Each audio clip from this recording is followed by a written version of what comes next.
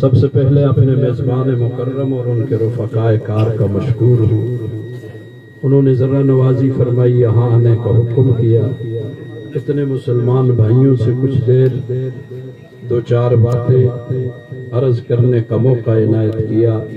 اللہ تعالی حضرات کو دارین میں بھرپور جزائے خیر عطا فرمائے۔ لمبی چوڑی گفتگو کا وقت نہیں، دو تین باتیں عرض کر کے آپ سے اجازت چاہوں گا۔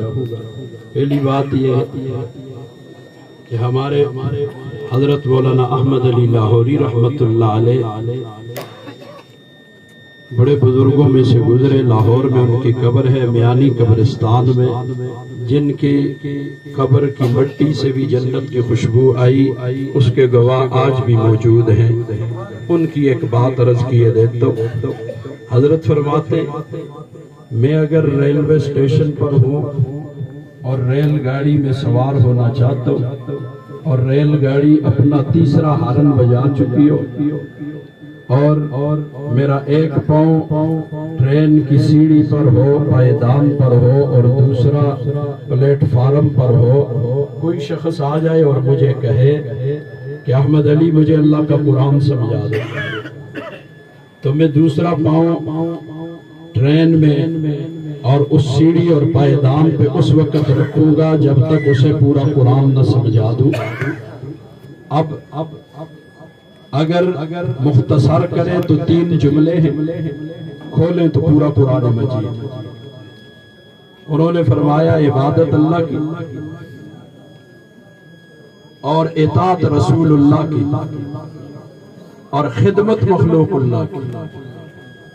عبادت اللہ کی آپ سارے جانتے، مسلمان ہیں الحمدللہ۔ اطاعت رسول اللہ کی وہ بھی آپ جانتے۔ خدمت پہ ایک بات عرض کیے دیتا ہوں۔ خدمت کے انداز مختلف ہے، میدان بھی مختلف ہے۔ کوئی کس محکمے میں جا کے عوام کی خدمت کر رہا ہے، یہ اللہ کی مخلوق کے ساری حدیث مبارکہ میں آتے الخلق عیال اللہ، ساری مخلوق اللہ کا کنبہ ہے۔ تو اللہ کے کنبے کے ساتھ جو اچھائی کرے گا، اللہ ان کے ساتھ اچھائی کرے گا۔ تو اس لیے اللہ کے کنبے کے ساتھ مختلف شعبے ہیں، مختلف راستے ہیں۔ کوئی ملازمت کے راستے سے کرتا ہے، کوئی ذمہ داری کے راستے سے کرتا ہے، کوئی تجارت کے راستے سے کرتا ہے، کوئی یوں دیار غیر سے آنے والوں کے لیے گھر جیسا ماحول بنا کے ان کو سہولت فراہم کرتا ہے اور ان کے کھانے پینے اور ان چیزوں کا خیال کرتا ہے۔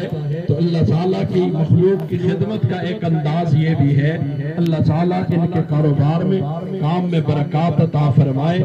تو یہ خدمت کے انداز مختلف ہوتے ہیں، میں نے اسی لیے کہہ دیا تو یہ سارے جتنے بھی خدمت کر رہے ہیں یہ اللہ کی مخلوق کی خدمت والے ہیں۔ ضروری نہیں کہ خدمت کے لیے کوئی مخصوص ہی کام ہوگا تو یہ خدمت ہوگی، اس کے علاوہ جتنے بھی دنیا میں جائز شعبے ذرائع معاش کے ہیں، اس پر بھی ایک حدیث مبارکہ سن لیں۔ میرے آپ کے آقا حضرت محمد مصطفیٰ صلی اللہ علیہ وسلم نے فرمایا، جو شخص جائز حلال ذرائع معاش اختیار کرے اس نیت کے ساتھ، آج کل تو ہماری نیتیں پتہ نہیں کیا ہوتی ہیں، اس نیت کے ساتھ کہ مجھ پہ جتنے حقوق ہیں میں ان حقوق والوں کے حقوق ادا کروں گا۔ والدین عزیز و اقارب رشتہ دار ہیں، مال پہ بہت سارے حقوق ہیں، اچھا اس میں ہم سب سے پہلے کوتاہی مجھ سے ہوتی ہے، اس کے بعد درجہ بدرجہ سب سے ہوتی ہے۔ وفی اموالکم حق للسائل والمحروم، ہم کہتے ہیں نا جی مال آ گیا ہے سارا مال مڑے بڑا نہیں، اس میں مجھ سارے حقوق ہیں۔ اگر ان حقوق کو ادا کریں گے دنیا میں بھی فائدے میں رہیں گے، آخرت میں بھی انشاءاللہ کامیاب ہوں گے۔ تو فرمایا مجھ پہ جن کے حقوق ہیں میں ذریعہ معاش اس لیے اختیار کرتا ہوں، تجارت کرتا ہوں، کاروبار کرتا ہوں، نوکری کرتا ہوں، زراعت کرتا ہوں، جو بھی ذریعہ جائز معاش ہے اسے اختیار کرتا ہوں۔ یہ چند نیتیں تین اپنے ذہن میں رکھنا۔ پہلی بات یہ کہ مجھ پہ جتنے حقوق ہیں، جن کا حق ہے میں ان کے حقوق ادا کروں گا، اس لیے میں ذریعہ معاش اختیار کر رہا ہوں۔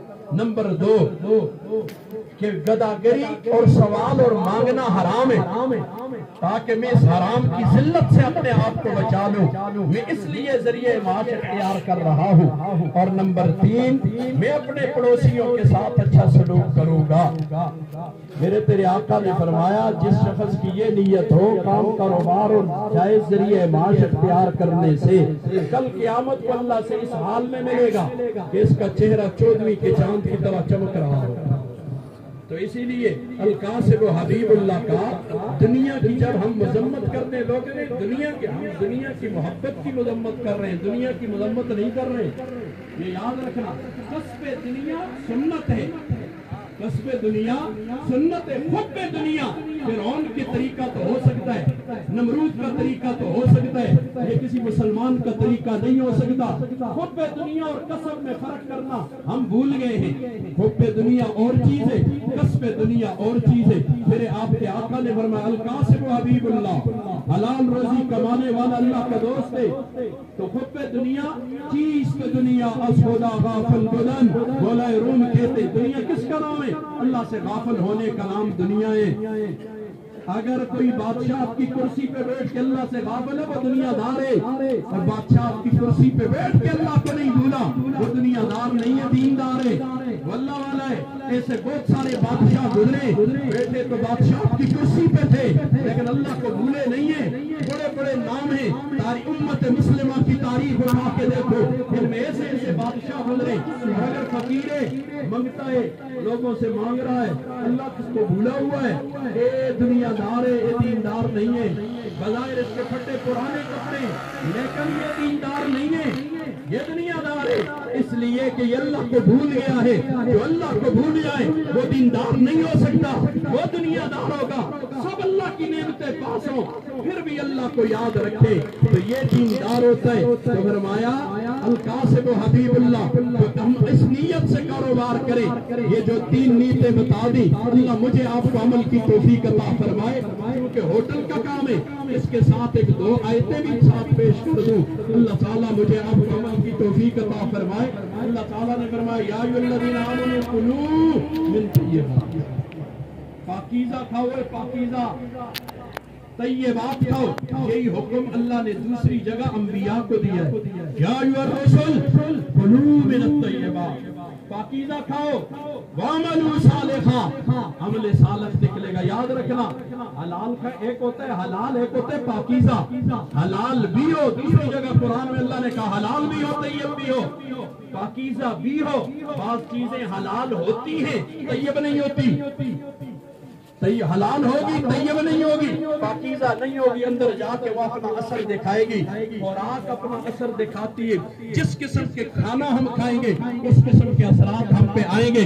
اگر آپ غور کریں آج کل نوجوان نسل کو دکانوں پہ اس قسم کی چیزیں بطور پاپڑوں کے اور پتہ نہیں کس کس کے یہ بیچی جا رہی ہیں، ان میں ایسے کیمیکل ڈالے ہیں جن کیمیکل کا کام یہ ہے انسان کے اندر بغاوت پیدا کرتے، باغی بنا رہے، نافرمان بنا رہے ہیں۔ اس قسم کی چیزیں اس کھانے کے اندر ہیں، کھانے کا اثر انسان کے باطن پہ ہوتا ہے، روح پہ ہوتا ہے۔ اس لیے اللہ تعالیٰ نے، اگر میں تفصیل میں جاؤں تو بہت لمبی بات ہو جائے گی، جنت میں بھی اللہ نے کیا کہا تھا؟ ہمارے جد امجد آدم کو کہا تھا کھا جہاں سے جی چاہتے، وَلَا تَقْرَبَا هَٰذِهِ الشَّجَرَةَ، اس درخت کے قریب نہ جانا۔ اس لیے دنیا میں بھی ہمیں ہر چیز کھانے کی اجازت نہیں ہے، جو ہمارے لیے اللہ نے حلال اور طیب کیے وہ کھائیں گے، اس کے اثرات آئیں گے۔ دیکھو مرچے کھاؤ تو اس کا اثر ہوتا ہی نہیں ہوتا، ہاں جی، ہر چیز آج کل عجیب دور سے ہم گزر رہے ہیں، جس سے کوئی وہ کیوں دے سننا نہ گانا سن لے، کیوں دے۔ میں ابھی کسی کو اللہ بچائے بھول کر بھی گالی نہیں دیتی کبھی شریفوں کی زبان، یہ کمینوں کی علامت ہے رذیلوں کا نشان۔ لیکن میں آپ میں سے کسی کو گالی دے دوں یا آپ میں سے کوئی مجھے گالی دے دے، کیا ہوگا بھائی؟ کوئی اثر ہوگا کہ نہیں ہوگا؟ میں بازو اوپر کروں گا، آپ بازو اوپر چڑھائیں گے، کیا ہوا ہے؟ گالی تو دی ہے نا یار، کان سے اندر گئی ہے۔ میرے تیرے آقا نے فرمایا کیف ہے، کان جو کچھ سنتا ہے یہ ڈائریکٹ اس کا اثر دل پہ جاتا ہے، یہ دل کا کیف ہے۔ ہم کانوں سے جو سنتے اندر اثر جاتے، کان سے جو سنتے اندر اثر جا رہا، زبان سے جو بولتے اندر اور باہر دونوں طرف اثر آ رہا، آنکھ سے جو دیکھتے ہیں اندر کی طرف بھی اثر جا رہا، باہر کی طرف بھی اثر جا رہا۔ اس لیے مولا روم نے کہا ولایت کو سارے ایک شعر میں بند کر کے رکھ دیا، کہتے ہیں چشم بندو، گوش بندو، لب بند، اپنی آنکھیں بھی بند کر لے، کان بھی بند کر لے، زبان بھی بند کر لے۔ تین کام بتا دیے، اس کا مطلب ہے ان کے کوئی اثرات ہیں، قرآن و سنت ان دلائل سے بھرا پڑا ہے۔ افسوس ہمارے پاس ساری دنیا کی چیزیں پڑھنے اور دیکھنے کے لیے وقت ہے، آج امت مسلمہ کے پاس اگر وقت نہیں، قرآن پڑھنے کا وقت نہیں ہے، حدیث پڑھنے کا وقت نہیں ہے، اور جب کوئی دل جلا امت کی غم میں جیت کھلنے والا ان کو قرآن و حدیث کی کوئی بات سناتے، وہ کہتے کتھا لکھی دیئے، مسلمان نے قرآن پڑھا ہوتا تو اسے پتا ہوتا نا یہ جو کچھ کہہ رہا ہے یہ قرآن سے باہر کی بات نہیں ہے، قرآن کے اندر کی بات کہہ رہا ہے۔ ہمیں امریکہ، برطانیہ، فرانس، ساری دنیا کی فکریں ہمیں لگی ہیں، ہم اپنے آپ کو بھول گئے۔ اسی لیے کیا کہہ گئے تھے، اپنے من میں ڈوب کر پا جا سراغ زندگی، تو اگر میرا نہیں بنتا نہ بن، اپنا تو بن یار، ہمیں اپنا تو بننا چاہیے مسلمانوں کو۔ یہ ساری چیزیں بات کی ہیں، ایمان سب سے پہلے ہے، ایمان مضبوط ہوگا سارے کام مضبوط ہوں گے، اور ایمان نہیں ہے اللہ اللہ ہے تو دنیا ہے نا، یہ تو سارے جانتے ہو۔ لوگ کہتے ہیں یہ کیوں ہے اللہ اللہ کرنا نا دنیا کا ہی نہیں، جس دن اللہ اللہ نہ ہویا دنیا نہ رہسی ہے، حدیث تو سارے کو پتہ ہے، پتہ یا نہیں پتہ، جس دن ایک بھی اللہ اللہ کرنے والا نہیں ہوگا، یہ نظام کائنات کی اللہ کو یہ کافروں کے لیے نہیں ہے۔ بعض جگہ کافروں کے مجمع میں میں نے ان سے بھی کہا، میں نے کہا تم پہ ہمارا احسان ہے، اپنے احسان میں چلو ہم پہ، ہم ہیں تو تم ہو، جس دن ہم نہ ہوئے تم بھی نہیں رہو، جس دن مسلمان نہ رہا اس دن دنیا میں کوئی کافر نہیں رہے گا۔ یہ خام خیالی ہے پورے دنیا کی کہ کہیں ان کی وجہ سے ہمیں، ان کی وجہ سے ہم نہیں، ہماری وجہ سے وہ زندہ ہے۔ اللہ مجھے بھی سمجھ عطا کرے، اللہ آپ کو بھی سمجھ عطا کرے۔ تو بات کہہ رہا تھا پاکیزہ کھاؤ اور شکر ادا کرو، اللہ کا شکر ادا کرو، پاکیزہ خوراک کو پاکیزہ کریں گے انشاءاللہ۔ اور یہ پاکیزہ چائنا کی بارے میں پڑھ رہا تھا، وہاں دیکھو وہاں جو بھی چیزیں ٹیکٹوں پہ تم لکھو گے، سور بیچتے ہیں، آم بیچتے ہیں، کتا بیچتے ہیں، لیکن اتنا لکھسی اگر اندر میں وہ چیز ہوئی اور تو نے اس ریپر پہ لکھی ہوئی نہیں ہے، وہاں اس کی سزا پھانسی ہے۔ تحقیق کرنا تم بھی، اگر میری تحقیق ٹھیک ہو تو ہوش میں آ جانا مسلمانوں، اگر میری کہی ہوئی بات غلط ہو تو میری اصلاح ضرور کرنا، میں انتظار کروں، میری اصلاح کوئی شخص ضرور کر دے، میں انتظار کروں گا۔ اس ملک میں بددیانتی کی سزا پھانسی ہے، آج بددیانتوں کو تختہ دار پہ لٹکاؤ، تیرا ملک سیدھا نہ جو مرضی کے۔ اللہ نے کچھ اصول اور ضابطے دیے، ہم مسلمان ہیں، ہم شتر بے مہار نہیں ہیں، ہم کسی کام میں بھی اپنی مرضی چلانے والے، ہماری مرضیاں چلنے کی جگہ دنیا ہے ہی نہیں، ہماری مرضی چلنے کے لیے اللہ نے ایک جگہ بنائی ہے، اسے کہا جاتا ہے جنت، وَلَكُمْ فِيهَا مَا تَشْتَهِي أَنفُسُكُمْ۔ قرآن پڑھ، اللہ نے قرآن میں فرمایا میری تیری مرضی پہ جب نظام چلے گا، وہ مقام دنیا نہیں ہے، جنت ہے۔ یہ دنیا ہماری مرضی پہ نہیں، دنیا اللہ کی مرضی پہ چلائیں گے تو دنیا میں سے ہم فائدہ اٹھائیں گے، جہاں اپنی مرضیاں ہم لاگو کرنا شروع کر دیں گے سوائے نقصان کے کچھ ہاتھ نہیں آئے گا۔ اللہ مجھے تجھے سمجھ عطا کرے۔ تو انبیاء کو جو کہا یا ایھا الرسل کلوا من الطیبات واعملوا صالحا، طیب کھاؤ عمل صالح نکلے گا، ستھری سی بات ہے، حلال پاکیزہ کھا جی، صاف ستھری چیز کھاؤ، عمل صالح خود نکلے گا۔ اس پہ ایک اجازت آپ کی ہو، بزرگوں کا ایک نمونے کے طور پر بات پیش کر دوں۔ حضرت مولانا یعقوب نانوتوی رحمہ اللہ ہمارے بزرگ گزرے، وہ فرماتے کہ ایک دفعہ ایک دعوت میں چلا گیا اور وہاں سے دعوت کھائی، ایک ہی لقمہ کھایا تو بس چھوڑ دیا، سمجھ گئے کہ معاملہ خطرناک، چھوڑ دیا اور نہیں کھایا، ایک لقمہ اندر چلا گیا۔